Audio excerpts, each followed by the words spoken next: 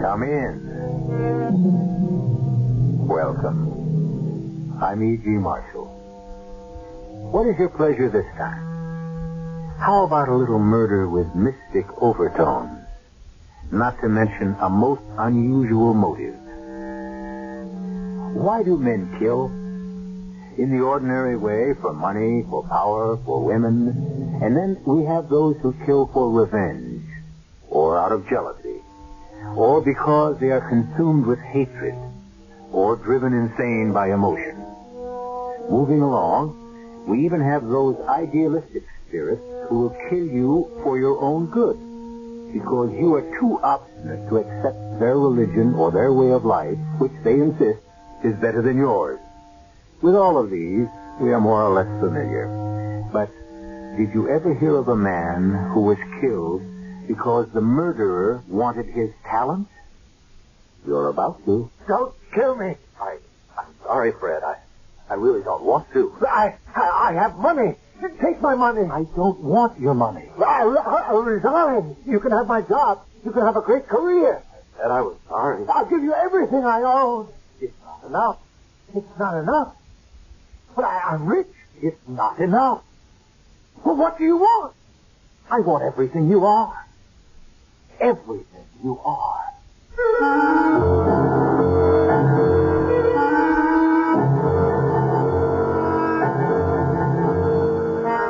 Our mystery drama, A Death of Kings, was written especially for the Mystery Theater by Sam Dan and stars Mercedes McCambridge.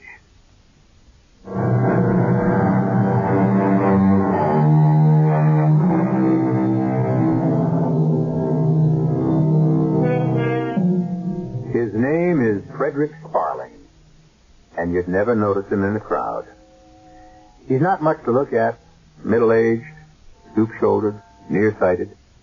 He spends his days in a science laboratory at one of our great state universities, teaching serious, younger versions of himself, men and women who in 20 years will become what he is now. Of the estimated 3 billion people who inhabit this planet, less than 1,000 would possess even a glimmer of an understanding of what he's talking about. It's an almost metaphysical mixture of physics, chemistry, mathematics, and biology. Well, that's how he spends his days, lecturing. However, he spends his nights listening to a lecture. And it's usually a variation on the same theme. Well, the suspense is over. Not that there ever was any. We knew all along Clontarf would be made head of the department. Well, Emma, after all... After all what? The second time in 12 years you've been passed over. But that's you. Good old patient, plodding Frederick Sparling. Nobody ever has to worry about fearful Freddy. He won't get mad. He won't quit. Go ahead. Use him. Abuse him. Now, my dear, I'm not aware that I've been used or abused. Indeed, in the department, everyone is the soul of courtesy. To promote Clontarf, who doesn't have half your seniority. Emma, dear, seniority isn't everything. Oh, no? No, of course not. Well, then, this must be something new. I see. In the early days, you said you were passed over because you had no seniority. And now that you have more than anybody else, suddenly seniority doesn't matter. Emma, it's complicated. No, it isn't. It's very simple. You know as well as I do that to be the department head, you have to be a full professor. Oh, let's not start rubbing salt in that wound. Yes, but Emma, you've the most brilliant man in the field, and you're only an associate professor. Emma, we go through this again and again, and really, you know why I'm not a full professor. Well, maybe you're satisfied being pushed around. His sudden, furious outbursts have been known to create such serious imbalance. Well, I'm right. You know I'm right. It's pure and plain and simple justice. Chemically, you risk death from oxygen deprivation. Oh, I'll die. And it's going to be the perfect crime, because you'll kill me. But who could prove it? What's the district attorney going to say? Your Honor, he worried her to death. He got her so mad. There is a logical, reasonable explanation why I cannot be head of the department. Well, I don't want to hear it. I can't be head of the department unless I'm a full professor, and I won't be appointed full professor because, well, I haven't published anything. And why not? Because... Why not? Look at the tripe those other men write. Precisely.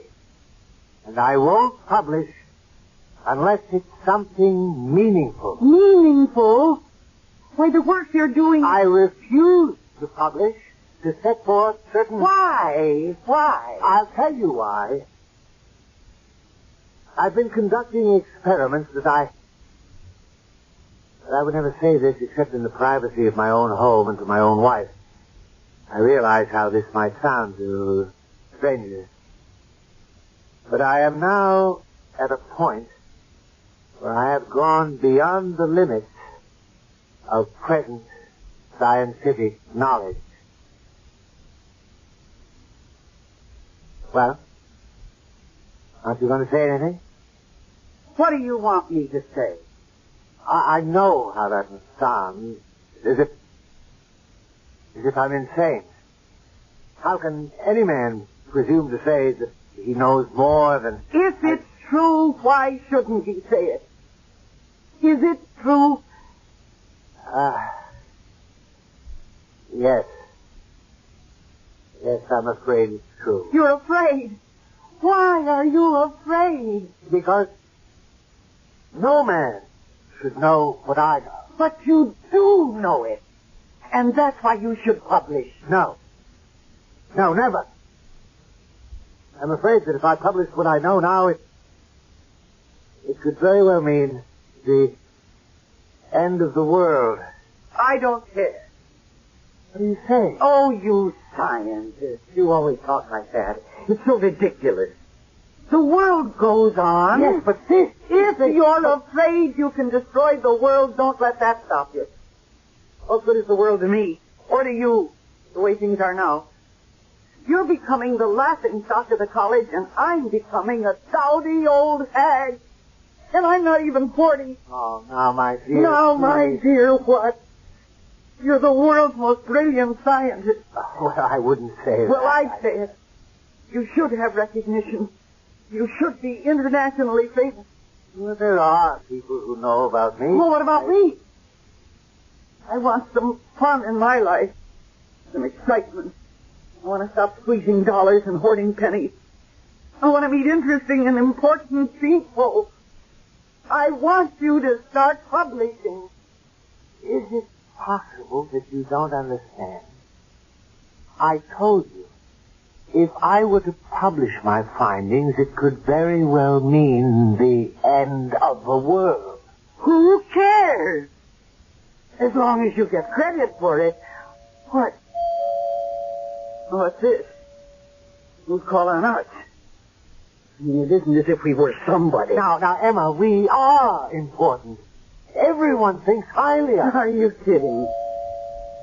Well, aren't you even curious? About what? About who's at the door. Oh, yes, I know who's at the door. You do?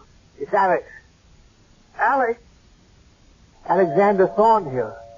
I never heard of him. He's one of my students, one of my graduate students. Brilliant fellow, but he, Yes? But he's having some financial difficulties, so I told him he could, stay here for a while. You what? But we do have a spare room. Well, you just tell him. But he has no place to stay. What am I running here? A hotel? He'll have to leave college. A brilliant mind will be lost to science. Science. There's too many brilliant minds now. You just tell him you made a mistake. Emma, you... Go ahead. Make me the villain. Just tell him that your wife disapproves. But, Emma, this young man must have a place. You won't tell him. All right, I'll tell him. I'm coming. Wear out the bell. Look here. I'm Mrs. Farling, and I want to tell you that it's... Good evening. I'm so happy to meet you. A pleasure. I thought Dr. Sparling had told me all about you, but I see now he's really told me nothing. Is that Alex Thornhill, Emma? Yes, it's Alex, Professor. Won't you come in? Oh, thank you. Thank you so much. Emma? Mr. Alex Thornhill. Alex? My wife? How do you do? Have you, had your supper? Frankly, no. Emma, we should have quite a bit of the roast left. Why don't you fix a bite for Alex while I see to the spare room? Well, Alex, I thought you were bringing all of your things. I did. Everything I own in the world. In that little sack? Well, let me get your room ready, and meanwhile, you two can get acquainted. Excuse me? Yes. He didn't ask you, did he? What do you mean? Oh, well, I can tell you're not overjoyed to have me stay here. Well, why do you say that? Are you sure I won't be in the way? Why would you be in the way? Oh, I had the feeling. No, actually, we have a big house here, and we should share it with, well, you must be hungry. I'm starved. I'm sorry, because I don't think you'll enjoy dinner. Oh, why not? Well, the professor has all kinds of quirky diet things. He has a peculiar nervous system. He can't have salt or spices or anything that's good, so we have a pretty tasteless cuisine around here. And besides, I'm a terrible cook. I admire women who can't cook. You do? Sure. Shows they've been putting their time to better use. I have the feeling that I've been standing in a peat bog for the past 15 years. Oh, why did I say that? Probably because it's true. Well, of course it's true, but that's no reason to blurt it out to a perfect stranger. Am I really a stranger? I don't know what's the matter with me. I met you just a couple of minutes ago, and here I am just about ready to tell you the story of my life. Oh, I'd love to hear it. You probably know it. Dating, aging wife of an obscure professor. Well, forget it. Do you take coffee or tea? May I call you Emma? If you can stand it. Emma happens to be my favorite name. How could Emma be anybody's favorite name? It has such a school teacher, maiden aunt sort of ring to it. Oh, no. Emma was the name of my favorite English queen. Emma? Yes. Forget Elizabeth and Victoria. Emma was the most spectacular of them all. Oh, what a woman. Wife to 2 kings, mother of 2 kings, seductive, brilliant, wanton. Emma, the last great Saxon queen of England. And you remind me of Emma. You speak as if she were a friend of yours. There are times when I actually feel close to her. Now, for instance, do you suppose that you could be the reincarnation of Emma? Oh, that's impossible. Why? Every one of us is the reincarnation of someone else. Well, that's ridiculous. You can't be serious. I'm always serious. Well, don't let Fred hear you talk like that. Why not? What do you think the good Professor Sparling is really talking about in his advanced seminar? Reincarnation. You can't be serious. Fred, a believer in reincarnation? Oh, he wouldn't call it that. He hides it behind formulae and equations, but it's a form of reincarnation. Oh, I don't believe it. And his purposeful reincarnation, instead of the hit and miss haphazard thing that exists in nature. And I could be the reincarnation of Queen Emma. Oh, yes. How would you know? Come here. No, don't. Why? Because... Yes, because? Because he might come downstairs and... Really? Listen, I love my husband. Oh. And besides, I hardly even know you. You know me. You knew me. Think back. No, I don't believe a word of what you're saying. I need you, Emma. I always needed you. What are you talking about? I whipped you last time. I didn't realize what you could do for me. You must be crazy. Are you listening to what you're saying? That was 1,000 years ago. I was ignorant. I was arrogant. I wanted to own the world, but I didn't know how. Then what do you want with me? You're hardly more than a boy. I'm older than I look. Oh, please. And you're not as old as you look. Thank you. But I have a secret magic formula that can make you look younger, years younger.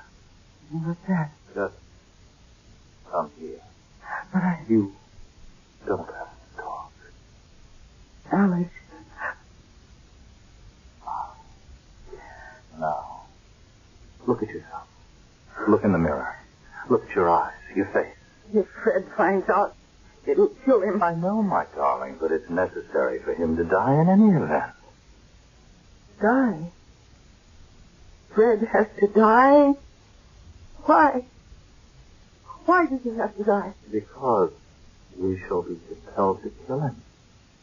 We have to kill Fred? Yes, my dearest Emma, but be still. I see you two are getting along famously. Well, your room is ready for you, Alex. Thank you. You know, Emma, darling, I was sure you'd approve of Alex. I was convinced you'd like him.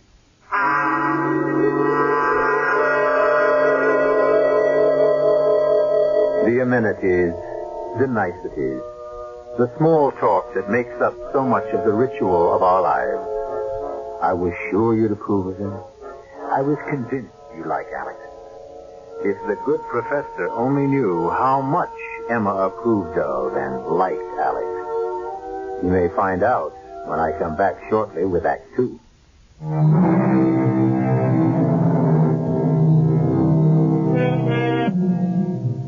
I suppose it's the story of the world. True genius is often overlooked and must labor in obscurity while sham and fraud receive the rewards of the genuine artful. However, as they say, virtue is its own reward, and it's usually enough for the truly virtuous. For Professor Frederick Sparling, enough is as good as a feast. He has his work, he has his wife, he has his home, and he even has his disciple. Can the true man of learning ask for more? That's him, lady! Oh, there! Seize him! Seize him! No, pity me! Pity me, my lady! Pity! What has pity to do with the line of succession? Please, my lady, please! Out! Forward! Kill him! No! Kill him! Kill him! Kill him! Emma, my dear, wake up. You... What? Oh, what do you want? Wake up. What do you want? What's the matter? You were having a nightmare. I was. Oh, yes, I was. Oh, it was so real. I know. You know. Until you became disturbed, it was... Oh, it must have been a splendid dream. I could hear what you were saying. What was I saying? You seemed to be a famous namesake of yours, Emma of Normandy, who married first King Ethelred and then King Canute. Yes. Yes, that was the dream. But now, what could possibly cause you to have such a dream? Fred, how long is Alex going to stay with us? I don't know. Why? Because I don't think it's a good idea. I thought you liked Alex.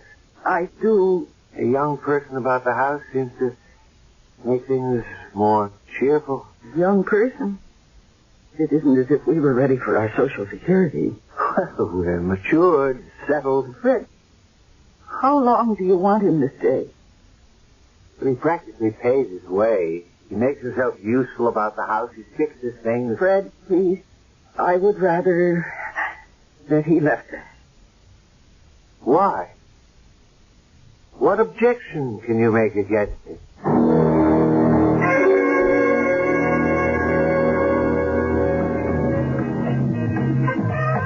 Alex, I don't think coming to a place like this is such a good idea. Why not?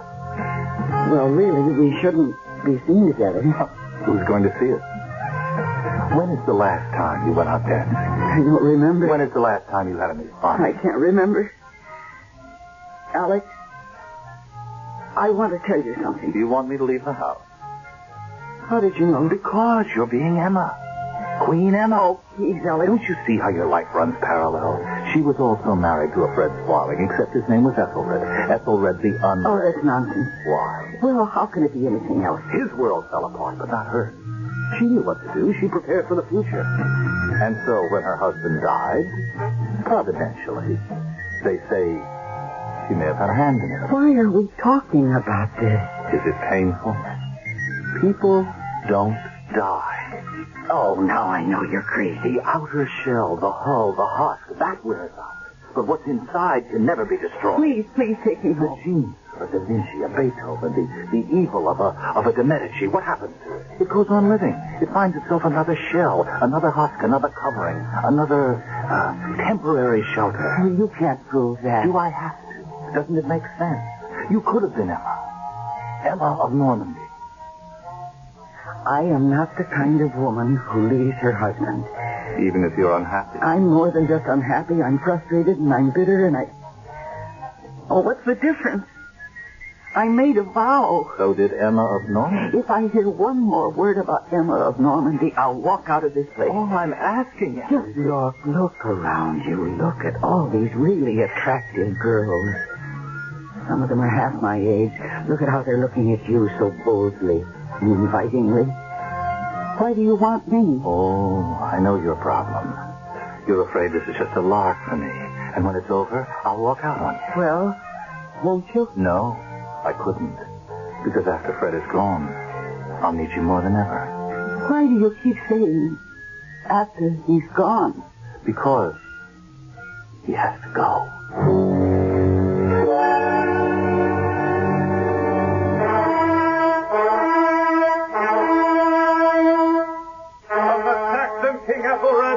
I demand the surrender of the castle and the abdication of the throne. Well, give him your answer. Hurl down heavy boulders. Pour boiling pitch from the battlement. Emma, be silent. I will not be silent while this bloodthirsty Viking pirate... Emma... That's what he is. That's all he is. He will not take away my kingdom. You forget. I am the king. Then act like a king. What am I to do? You mount your horse. Lead your troops through the gate in counterattack. Be the king. Attack. Yes. What? I shall have to consult with my counselor. And meanwhile, we shall lose the kingdom. No. We shall consult and discuss and hold a parley. What is your answer, Saxon king? Let your sword answer him. Let your sword find his heart's blood. Emma, I must listen to my counselor. Your counselors, ignorant, half-witted, traitorous. Now, Emma, really, you have said too much. What is your answer? We shall storm the gate? We answer death.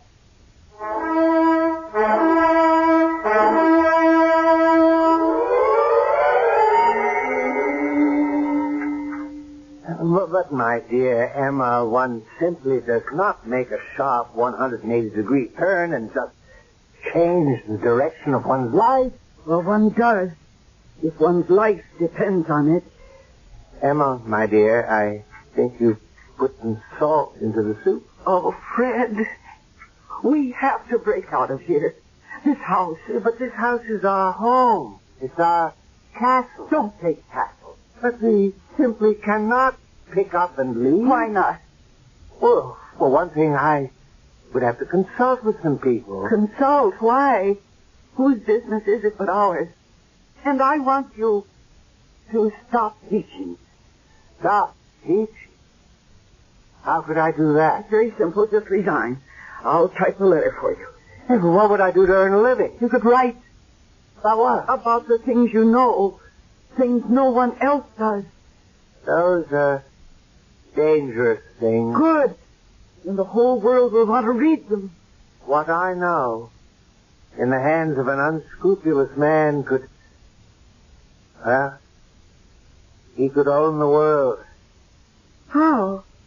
He could simply say, obey me, or you will cease to exist.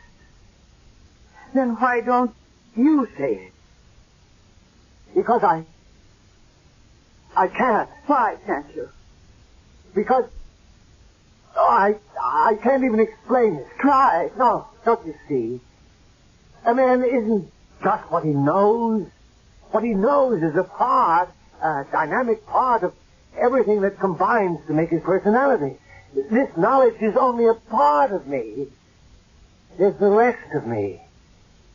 And what I am prevents me from being ruthless. Well, I can do it for you, Fred. Oh, Fred, aren't you sick of being nobody? Well, I don't feel that I'm... Well, you're a character at the college. Oh, sure, there's old Fred Sparling. Old? You're hardly 45. Harmless old Fred. Teaches our seminars. Way up in the clouds there. All that theoretical stuff. Has no practical application. Now, Emma, you're beginning to secrete adrenaline. I know that, Fred. Too much. What do you expect? You have to secrete enough for two. Yours never flows. Your heartbeat, your pulse, your respiration. Oh, damn it, Fred. Those are the vital signs of life. Don't you ever get mad. No. Well, I see no point to anger. Well, maybe this will make you mad. Your star pupil, Alex. Ah, brilliant lad. He's more than my star pupil. He's my disciple. So much the worse. Alex, his life depends on your generosity. Without you, his education would be finished. Now, please, Emma, one doesn't flaunt charity. Without you, he wouldn't have a place to sleep. We are commanded by a higher power than ourselves to share what we have. It's our duty to share. Is it? Of course. Everything? Yes, Emma. We must share everything we have. Even our wives? What? What did you say? I want to know if a man is required to share his wife. Darling, what does this have to do with everything? Alex? From the charitable goodness of your heart, you have given Alex a place to sleep, and from the moment he crossed your threshold, he has been trying to sleep with me. Now, Fred, what do you say to that?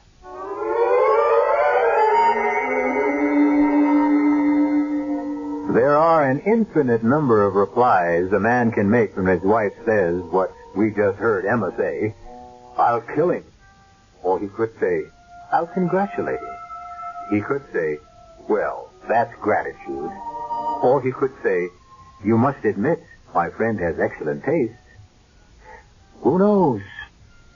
We all will when I return shortly with Act 3.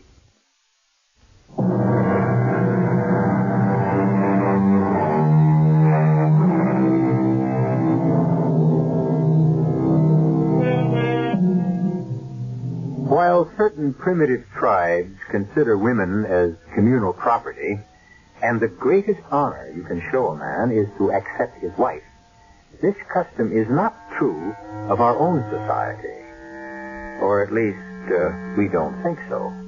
Therefore, when Emma suggested to Fred that Alex was attempting to create what the French, who always have a charming name for these things, call a ménage à trois, Fred's first reaction was, Emma, my dear, I was aware of it. You were? You knew? But I'm a scientist. And what, after all, is science but observation? Observation and deduction. And you can just sit there and eat your soup? Well, why not? It's delicious soup. Alex is trying to get me to betray you. That's a charming, old-fashioned term. Oh, I can't believe we're having this conversation. Why? Because you're incredible. Would you feel better if I commanded Alex to leave the house? Well, you should do something. No. You should do something. Me? You should either discourage him or... Or what? Well, my dear, you lead him on. That's a lie. If you want him, does it matter where you have him? Here or somewhere else? I want to do something about us. You keep telling me you can be the most powerful man in the world. Well, how can I be satisfied just to be a dowdy, do-nothing, stay-at-home drudge? Emma, let me tell you that scientists labor in the darkness. Now and then, fate, providence, the higher power, gives us a sudden, searing flash of insight. For a brief, awful moment, the curtain is drawn and the brilliant light of knowledge is burned into the soul. Perhaps it was a joke. A joke? A celestial joke to make that revelation to me. Perhaps it was known that I couldn't use it.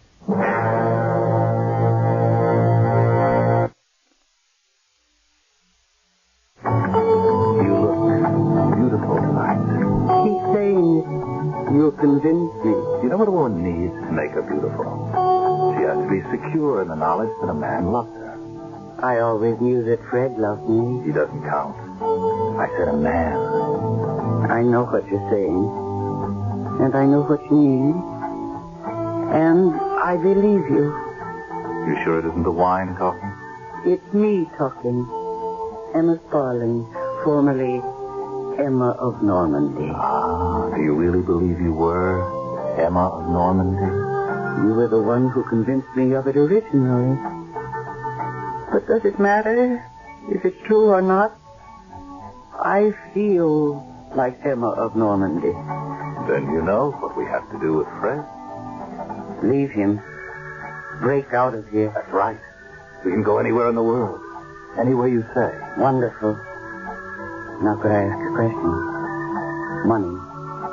What do we do for money? Like the pirates of old, we will demand tribute, pay, or be destroyed. Now how can that be arranged? Fred can do that for us. Fred? That's part of Fred that knows how to do it. Listen, Fred told you. I know what Fred told you. I know Fred's problem. His moral, his ethical, his personal problem. He refuses to use the knowledge that would give him one favor I seek, but I can't. How? How will you get it? Is it in a formula or something like that? Oh, no. No, it's nothing like that. It exists in his consciousness. I don't follow. It's his talent, Emma. His personality. I mean, to take those from him. I'm not hearing you right. Why?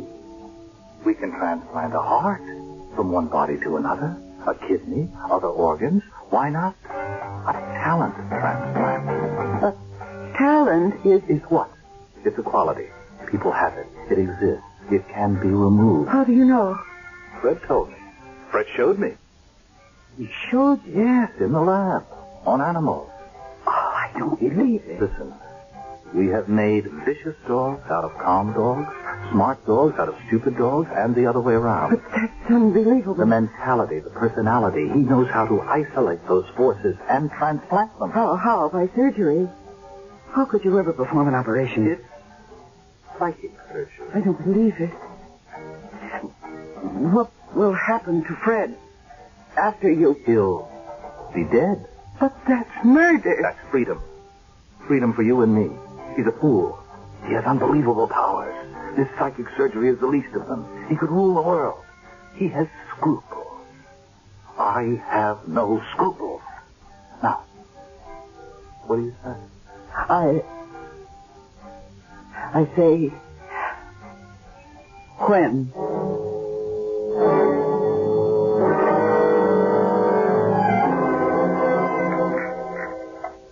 More coffee, darling?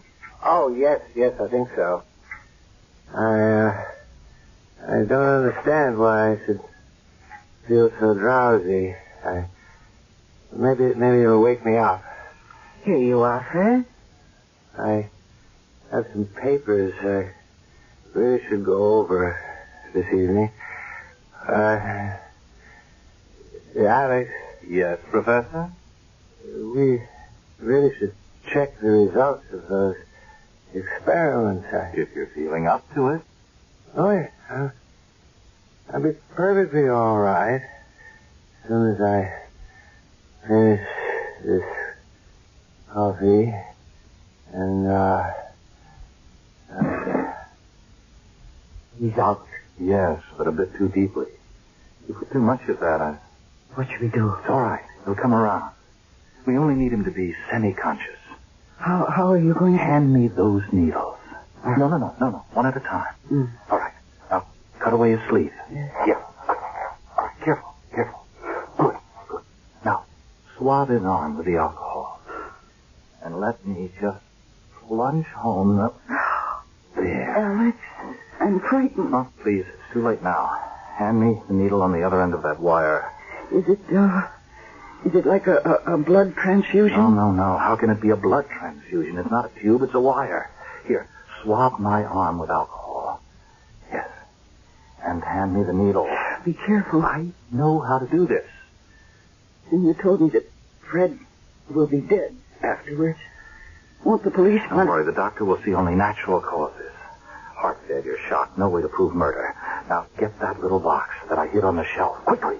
Emma. Oh. Emma. He's coming too. Don't worry about it. When this is over, I'll be unconscious. You remember what you have to do? Emma. He's waking up. No. He's just coming around to where I want him. What do you have to do afterward? I have to remove the needles and take the box, everything we used, and hide them in the attic. Yes.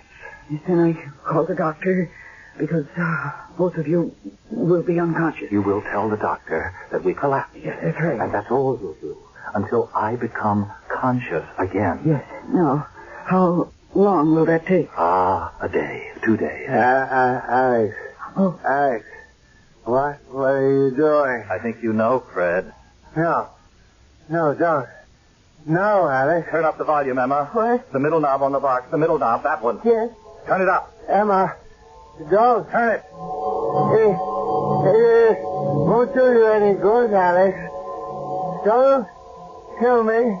Emma. Alex, maybe... Too late. You have done it for nothing. For nothing. Higher, Emma. Higher. Alex, I'm frightened. Oh, for nothing. You're killing me for nothing. It's working. Already I feel something. I see something. I know something. Oh, good Lord. What I see. What I know. Nothing. It's for nothing. You knew this, and you didn't use it. I'll rule the world. No.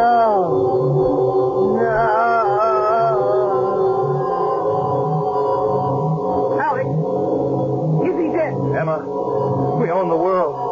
I can make matter disintegrate before your eyes.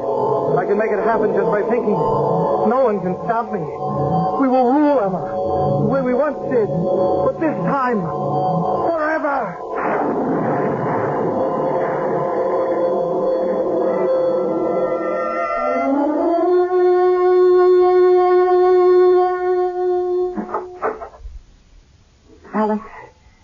Alex, darling. What? You're coming out of it. Alex, speak to me. Oh, Emma. Your voice. It's so different. It's so familiar. Well, is everything, all right? Oh, yes, darling, yes. The doctor came after you fell unconscious. Yes? Yes, and I did everything you told me. I hid the apparatus, and I said that you two had just collapsed at the table. And the doctor and the police had a fine time with all that. Emma. But it's over now. And no one suspects. We did it, my darling, we did it. And now, let's live. Emma. Here, I brought you a cup of coffee. Oh. Come on, drink it, you'll feel better. And then I'll prepare you some dinner. Thank you, dear. Thank you. Oh. What is it? Oh, sugar. You put sugar in this. You know I can't tolerate sugar. Alex. I mean, how many years have you cooked for me, dear? No sugar, no spices. I have a very delicate metabolism. Alex, what are you saying? Oh, I must get up. I must get to the laboratory. No, we're leaving. We're going to be rich. What are you saying, my dear? Whatever gave you such... You're not Alex. Well, of course I'm Alex. But you're talking like Fred.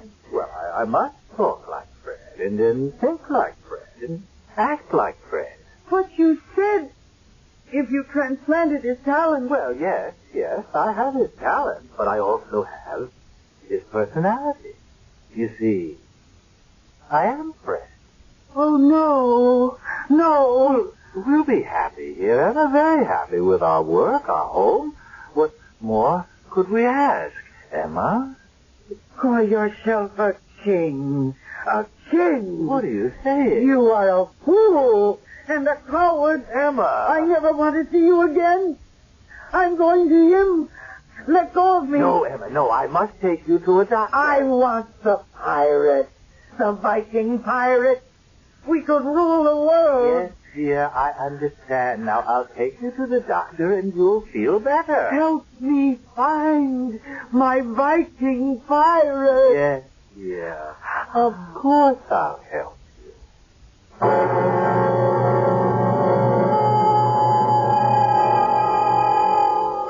She started out 1,000 years ago as Emma of Normandy.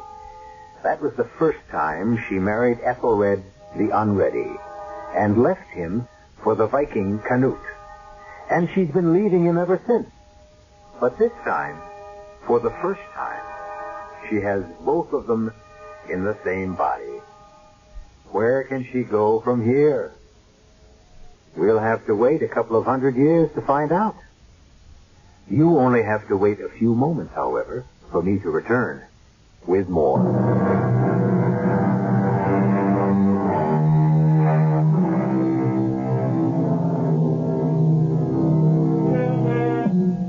A poet says, inside us all faintly echo the softest notes of a forgotten melody. Where did we once hear it? And when did we sing it? Sometimes in the absolute loneliness of the darkest night, there is a whisper. Is it a vagrant breeze? Or someone calling out, reaching out from the bottomless well of the past and saying, remember me? Once I was you. But perhaps things are best left the way they are. Perhaps there are things best not remembered. Our cast included Mercedes McCambridge, William Redfield, and Robert Dryden. The entire production was under the direction of Himan Brown. And now, a preview of our next tale. I'm sorry, son, I didn't understand. Those were the 6 words. Sorry for what? For remembering me. I wouldn't expect her to forget immediately, of course. That would be unreasonable. But as soon as possible, put me out of her mind. My life on earth was over. I'm sure she meant well, your mother. Now, if you're here a while, you...